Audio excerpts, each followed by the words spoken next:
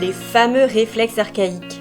Ceux qui servent au bébé à construire sa sensorialité et sa motricité, qui lui permettent de bouger pour un jour se mettre debout et marcher.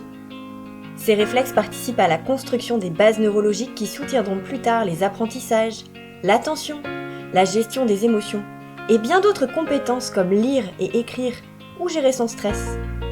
Ok, c'est bien beau tout ça, mais concrètement, comment permettre à un bébé d'intégrer correctement ces réflexes archaïques? Est-ce qu'il n'y aurait pas des erreurs à éviter ou des astuces à privilégier?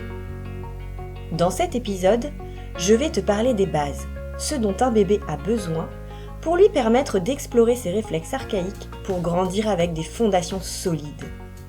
En d'autres termes, se créer de bonnes racines efficaces pour un jour prendre son envol de façon autonome.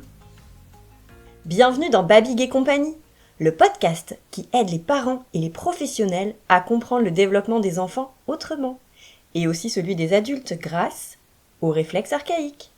Ici, on parle réflexes et motricité, et on fait parfois quelques expériences plus ou moins folles, mais c'est toujours pour la science. N'oublie pas de t'abonner pour m'aider à faire vivre ce podcast et être notifié des prochains épisodes. Alors, premièrement, si tu écoutes cet épisode en espérant trouver le mouvement magique ou la technique secrète qui permettrait d'intégrer tous les réflexes archaïques de ton bébé en 3 jours, désolé mais je vais te décevoir. Parce que les réflexes archaïques ne s'intègrent pas grâce à une formule magique. Ils s'intègrent parce que le bébé vit, parce qu'il ressent, parce qu'il bouge, parce qu'il explore, parce qu'il est en relation avec les personnes qui prennent soin de lui. En réalité, le développement des réflexes archaïques ressemble un peu à la construction d'une maison. Avant de penser aux fenêtres ou à la décoration, il faut des fondations solides. Et aujourd'hui, je vais te parler de ces fondations. Quand on découvre les réflexes archaïques, on entend souvent parler de motricité.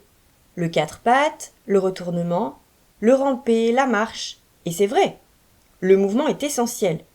Mais ce n'est qu'une petite partie de l'histoire.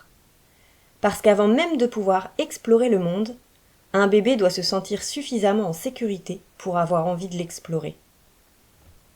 Imagine, toi, tu te retrouves dans une forêt inconnue, en pleine nuit. Tu entends des bruits étranges, partout autour de toi. Tu stresses, tu te demandes ce qu'il va t'arriver, tu ne sais plus où aller. De là, est-ce que tu vas partir joyeusement explorer les environs ? Probablement pas, en tout cas, moi, j'y vais pas. Tu vas d'abord chercher à te sentir en sécurité. Eh bien, pour un bébé, c'est exactement pareil. La sécurité, c'est le point de départ de l'exploration. Sans sécurité intérieure, pas d'exploration. Sans exploration, pas de développement sensorimoteur optimal. Donc, moins d'entraînement avec ces réflexes archaïques. Cette sécurité, elle se construit d'abord grâce aux relations. Quand un bébé pleure et qu'une personne répond et prend en compte ses pleurs, quand il cherche un regard et qu'il trouve un sourire, quand il a peur et qu'on le rassure, quand il est fatigué et qu'on respecte son besoin de repos. Petit à petit, son système nerveux apprend quelque chose de fondamental. Le monde est un endroit suffisamment sûr pour que je puisse aller le découvrir. Et ça, c'est déjà un énorme travail neurologique. Mais un bébé a aussi besoin de vivre des expériences sensorielles. Parce que les réflexes archaïques sont des programmes neurologiques qui utilisent tous les sens pour se développer, maturer, s'intégrer. Pour que le cerveau fasse marcher les réflexes, il a besoin d'informations. De beaucoup d'informations. Des sensations de toucher, des sensations de mouvement, des changements de position, des sons, des odeurs, des textures, des températures. Et on en oublie parfois que les réflexes ne sont pas uniquement motricité, mais que cette sensorialité est très importante. Le cerveau du bébé, c'est un formidable explorateur. Il collecte des données en permanence, et chaque expérience nourrit son développement. Essaye de voir le bébé comme un mini Cousteau. Tu sais l'explorateur Cousteau, qui explorait les fonds marins. Le bébé, lui, il explore un univers tout aussi mystérieux. C'est son propre système sensoriel. Chaque jour, il part explorer un monde extraordinaire. Sauf que ce monde, ça n'est pas l'océan. C'est son propre corps. ses sensations, ses mouvements et tout ce qui l'entoure. Chaque matin, il se réveille avec une nouvelle mission d'exploration. Aujourd'hui, il va étudier la texture du tapis du salon. Demain, il mènera une enquête approfondie sur le goût de ses chaussettes. Et demain après-midi, il consacrera peut-être 30 minutes à observer sa main sous tous les angles. Puis après, il passera 45 minutes à vérifier une hypothèse scientifique essentielle. Si je lâche cette cuillère pour la 127e fois, est-ce qu'elle tombera toujours par terre ? La réponse est oui. Mais un vrai chercheur ne se contente jamais d'un seul résultat. Il expérimente plusieurs fois. Ça peut paraître étrange vu de l'extérieur, mais pour le bébé, pour son cerveau, ce sont de véritables découvertes scientifiques. Toutes ces expériences fournissent au cerveau les informations dont il a besoin pour développer progressivement son organisation neurologique. Et les réflexes archaïques font partie de cette organisation.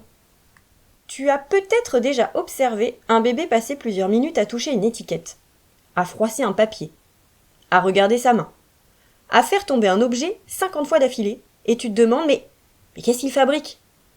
Eh bien, il travaille. Oui, il travaille énormément. Et contrairement à nous, il ne réclame même pas autant de pauses café. Juste ce dont il a besoin, un câlin, un biberon de temps en temps, car il s'écoute et il vit au présent, avec ses sensations et ses émotions. Et avec tout ça, son cerveau est en train de construire des cartes du monde, mais aussi des cartes de son propre corps.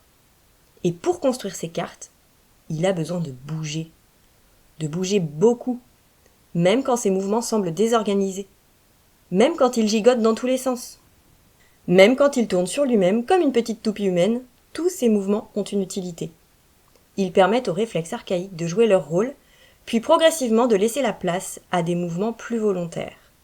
Et c'est pour ça aussi qu'un bébé a besoin de temps au sol, pour expérimenter, pour chercher ses propres solutions motrices, pour essayer, rater, réessayer, réussir, puis recommencer autrement.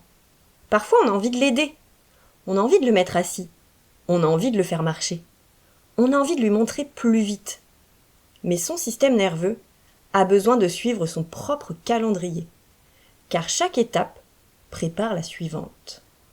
Donc laissons-les explorer au sol, à leur rythme, sans les bloquer dans tout un tas de matériel de puériculture souvent inutile.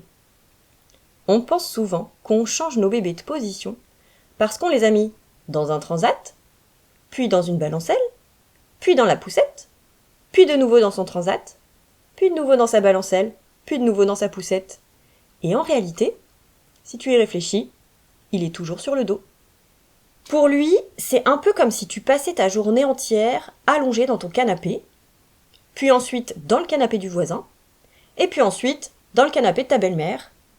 Ok, techniquement, t'as changé d'endroit, mais pas vraiment de position. Le bébé, lui, il a besoin d'un tapis au sol.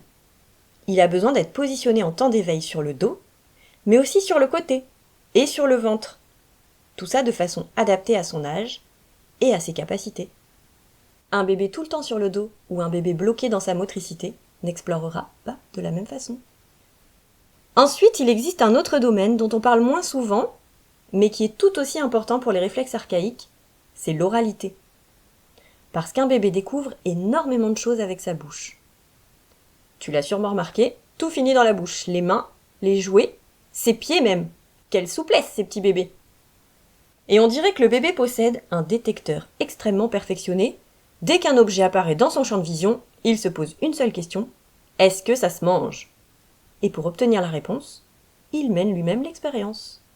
Ça n'est pas un hasard si l'enfant a besoin de mettre des objets dans sa bouche, et c'est même nécessaire pour lui. La bouche est une immense zone sensorielle. Elle permet au bébé d'explorer les formes, les textures, les températures et les consistances. En mettant en bouche, il se représente mentalement l'objet. Pour faire simple, il comprend qu'un carré est carré car il l'a regardé, il l'a touché avec ses mains, il l'a touché avec sa bouche et avec sa langue pour se représenter sa dimension. Et tout ça, ça participe aussi au développement de sa respiration, de son alimentation, de son langage et de nombreux réflexes. Alors non, Par contre, tout ce qui traîne par terre n'est pas forcément un goûter pour lui, mais cette phase d'exploration orale a une vraie fonction dans son développement. Encore un autre élément souvent oublié, ça concerne les rythmes du bébé. Ces rythmes éveil, sommeil, alimentation, temps d'activité, temps de repos, temps de récupération et des temps d'ennui pour pouvoir créer, réfléchir. On vit globalement dans un monde qui aime les horaires, qui aime les plannings. Le bébé, lui, manifestement, il n'a pas lu l'agenda. Il n'est absolument pas au courant qu'il était censé dormir à ce moment-là, et il a besoin d'un adulte pour comprendre et répondre à ses besoins vitaux. Son système nerveux, lui, il a surtout besoin d'apprendre progressivement à trouver son équilibre. Un bébé épuisé, c'est un bébé qui explore moins. Un bébé constamment stimulé, c'est un bébé qui explore moins bien. Un bébé qui manque de temps de récupération a plus de difficultés à organiser les informations qu'il reçoit. Le repos fait partie du développement, tout comme l'activité. Et ça, on l'oublie souvent. Et il est important de savoir reconnaître les besoins du bébé, justement. Qu'est-ce qu'il nous dit quand on l'observe ? J'ai faim, je veux dormir, je veux être avec toi, je veux jouer, je veux être tranquille, laisse-moi. Et donc il y a la communication. Bien avant les mots, le bébé communique déjà. Par ses regards, par ses mouvements, par ses mimiques, ses pleurs, ses sourires. Lorsqu'un adulte observe ces signaux et y répond de manière adaptée, il aide le bébé à développer sa confiance, à comprendre son propre corps, à reconnaître ses besoins, à se sentir compris. Et cette relation avec l'autre nourrit autant le développement neurologique que certaines expériences motrices. Alors si je devais résumer, comment permettre à un bébé d'intégrer correctement ses réflexes archaïques ? Ça n'est pas seulement en le faisant bouger que l'on accompagne ses réflexes. Et ça, c'est important à comprendre. C'est plutôt en lui offrant un environnement suffisamment sécurisant pour qu'il ait envie d'explorer par lui-même. Ne pas faire pour lui, ne pas faire à sa place, mais au contraire, lui permettre de faire seul grâce à toi.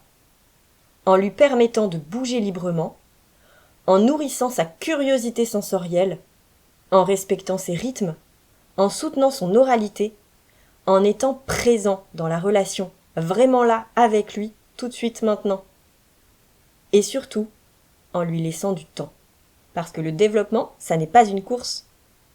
Les réflexes archaïques, ils ne cherchent pas à aller vite. Au contraire, ils ont besoin de temps et d'entraînement. Ils ont besoin de répétition. Si un bébé ne se retourne pas encore, ne rampe pas encore ou ne fait pas exactement comme le bébé du voisin, pas de panique. Chaque étape motrice s'évalue dans une tranche d'âge. Les retournements dos-ventre, par exemple, peuvent s'observer entre 4 et 6 mois environ. Certains à 4 mois seront déjà très habiles et d'autres commenceront à 6 mois. Le développement n'est pas une compétition. Chaque enfant avance à son rythme. L'important n'est pas de cocher des cases le plus vite possible, l'important est de construire des fondations solides. Mais attention par contre, si son développement moteur est atypique ou prend plus de temps que prévu, un avis médical est nécessaire et important. Mais ça, c'est une autre histoire. Pour conclure sur l'intégration de ces réflexes, comme pour une maison, les fondations ne sont pas la partie la plus spectaculaire des travaux. Et pourtant, elles conditionnent tout le reste. Et sont donc une étape des plus importantes pour avoir une maison solide qui dure dans le temps et ne risque pas de s'écrouler à la moindre tempête. Alors la prochaine fois que tu observeras un bébé toucher, ramper, porter un objet à sa bouche, changer de position ou revenir chercher un câlin avant de repartir explorer, tu l'observeras peut-être différemment. Tu verras un système nerveux en pleine construction, un cerveau qui apprend, des réflexes qui travaillent et un petit être humain qui construit, jour après jour, les bases de toute sa vie future. Prends soin du développement des enfants et du tien. Observe leurs mouvements, leur posture, leur comportement et le tien également. Faire du lien entre le corps, les émotions, les apprentissages, la posture, la coordination grâce aux réflexes archaïques. Et si tu fais toi-même quelques expériences pour comprendre tes réflexes archaïques, c'est toujours pour la science, hein.